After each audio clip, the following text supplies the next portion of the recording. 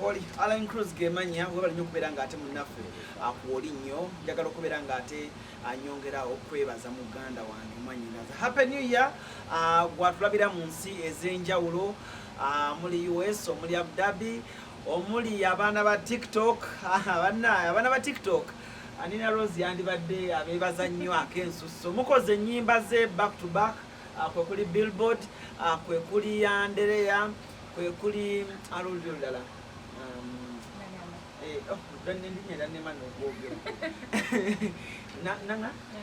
nangana oyina okubanga oyina amazzi g'obutise mu kamwawo olinga agambira nga nangana naye kale Alan Cruz gemanya olunaku lwali tulina Nina Rose tugenda kuba twogerako wano wali mumwagadde you've loved her songs and of course naye ng'omuntu ayinza okuba nga asiimye simanyi ajja kuba abeegambira but for now twogerako ne Nina Rose but teweerabira tuli proudly powered by Maros Bridals and of course bakabaka batusaamu akasimbi ne tuba nga ate tweyongerayo mu maaso kale Nina how are you obulamu bugamba ki nkuswamye bannange nanyigira ku social media andi wali ovuddeyo ng'ovayo bw'okola bw'oti abantu abantu bwebakubira kajambo neŋŋamba yalabbi anyway konsoke kuba sikulisidanga mukulaabu kyangu era ntusaba ku masengere naye tewaŋŋamba bannanga bakubira nsonyi baŋŋamba kyaliwo twanguwadde naye ku masengere awo tewaŋŋamba but kuliko emikolo bw'ogirowooza obulya n'amaziga gagala kuddamu wange kaseera ka muntu kayita bunga akenyumirizaamu but well and good it's a new year tuli wano let's talk about music banga olaba omwami omukyalo omufumbo n'omwami omufumbo toyinza kukyalako wange batakugamba nti bannange binjatya naye nga njere yange ati olesa omufumbo kakyayi mwange kati Nina okera ku makyawo n'ofumba kakyayi n'oteeka ebyokunywera ku kyayi n'ogiisa n'ogamba nti anaye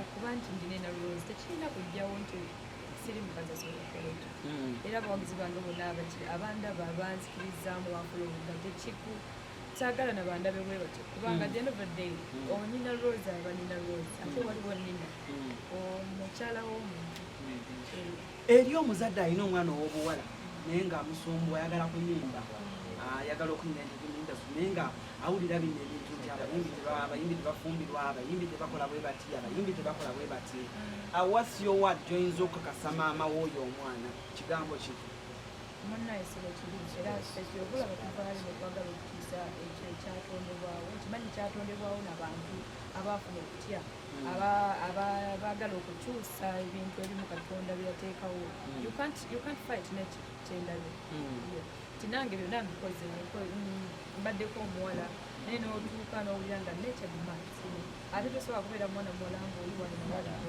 omwana omuwala yenna weebwa ekitiibwa wenna weoli ekitiibwa kyenfunye mu kaseera ako kenakoleyo decision it's really different you feel it now oba owulira nga you're someone different. How is the experience being a musician and of course being a married woman kiri kitya sinaba nakumalayo mwaka but well the experience for the small experience it's really nice it's an experience of learning what you don't know an experience of growing up in so many things and how you think how you do your things you have limits in life okutegeera olinga okyali muwala you didn't have limits ngokola kyoyagala but when you're this side at least you have someone else to think about before even deciding to do something ate ebiseera ebisinga olaba nga it favors you most kubanga decisions zokola gwebwonoti zimbi naye wobeerako ne munno omwebuuza baba waayi kino kyenkola kituufu okutegeera n'akuwabula so I really support it. Okay, we've seen couples Bambi and Bobby, we've seen couples like Azwina and Liverpool. I've seen musician couples naye katate mwechamu kyatunyumidde nnyo nti mwasazeewo n'okubulaminga okubanga muyimbamu ababiri is it going to be a duo oba just mutukatuwamuwi we're gonna do music as long as we feel it. It's really worth it. At the end of the day, yeah, ate ekifo kyetukola tetwatukolera bantu fenga twatukolera tubulanduza kyabashookinga nnyo.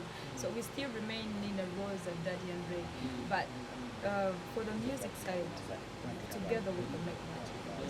That's what we are doing. That's what we are giving our fans. I think atukyeyongerera ddala ekikola. Okay. Nalaba Billboard, and of course according to kyenawulira Daddy and Ray yaluwandiika. Is it from head to toe?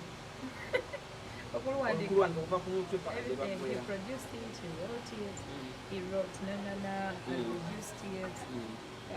We have Andele on the track. Thank you so much everyone that is on TikTok that has made this thing huge. I see videos, though I'm not there, but I'm joining very soon. But thank you so much. We really appreciate it. Kiwulira kitya okuba n'omwami omuyiiya ennyo? A creative man. I've been with him for so long. It's not like it's now it's respect. Tewali kyekiwulikika nti kyanjawulo. You just still have to respect. Concept yang nangan olimba baleta batyo nangana it means a cloth. Hey, in which language? Hey, kiri mu Lugisu. Hey, wow, abangi nnyo abadde tebakimanyi. Concept eva ku ki? Andrew ali mu studio and then was invited to the song. I was there and then he told me to voice and Andrew amanyi Olugisu? amanyi n'olusanga. Andrew sinafumbira omusajja olusanga. Okay. Abantu ba Eastern batumiddeko. Wow. Ate Andrea. Still the same vibe. You know, with Andrew, you can never know what's coming. He's musical, he loves what he does, and as long as I'm in his life and I support him to keep doing what he does, that's all that matters. You're putting on weight, banange, mirembe. Okay, as we're winding up this interview, I see nzanze kuleka nga tompadde oluyimba lwandereya bannange. That first verse by a chorus by a verse emira abana ku TikTok.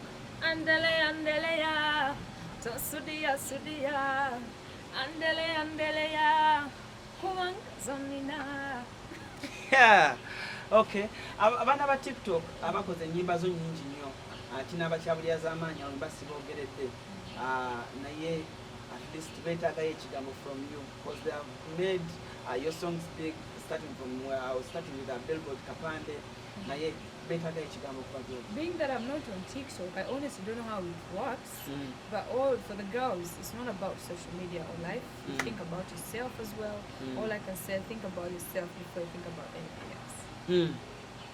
So abakola ennyimba abakira ku machanga those Nina Rose abakola challenges banaye mwebale ddala obulamu muwekume abawala mweyongere okwagala kwekkirizamu n'omwekyo kye mukkiririzaamu ate nga n'ebitone byammwe mweyongere okubikugusa mu ngeri ey'enjawulo. Thank you so much.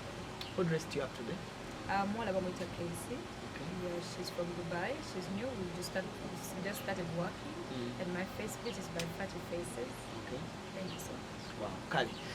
Okay, that has been Nina Rose for you for now, and of course, kansubire akaseera katowadde azizemu kwebuuza entono eyo mwadde mumbuuziza. Otherwise, for now, njagala okubeera nga temberekereza Allen Cruz gemanya Mr. Handsome. Njagala okubeera nga mberekereza. Mwenye okusubscribe na Cruz exclusive. I want you guys to have a blessed day. Have a